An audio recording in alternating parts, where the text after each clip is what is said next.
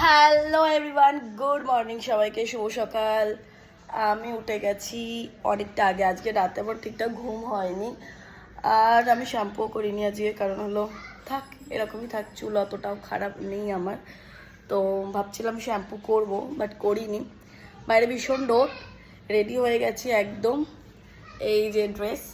আর আজকে আমাদের ক্লাসের ডেমোস্ট্রেশন, তার দুদিনের মধ্যেই সার্টিফিকেশন। তো আজকে আমাদের ক্লাসে প্রায় অনেক দিন পর সবার সাথে দেখা হবে, সবার, মানে খুব এক্সাইটেড আমি সবার সাথে দেখা করার জন্য।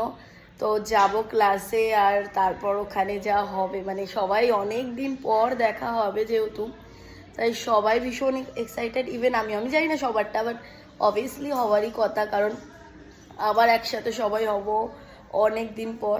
তো যাই হোক, রেডি হয়ে গেছি, আমি বেরাবো এখন, আর ওখানে গিয়ে সবার রিয়াকশান, কি ভাবনা চিন্তা সবার, সব কিছু শেয়ার করবো, ঠিক আছে?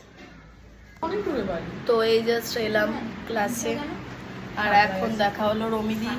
বলে দাও শুভ নববর্ষ সবাই। শুভ নববর্ষ সবাইকে। অরিতি এখন এলো, বল শুভ নববর্ষ সবাইকে বলো। শুভ নববর্ষ। ও তো শান্তশিষ্ট ছেলে, ওরা আমাদের ব্যাচের পরের ব্যাচ, তাই তো আমাদের।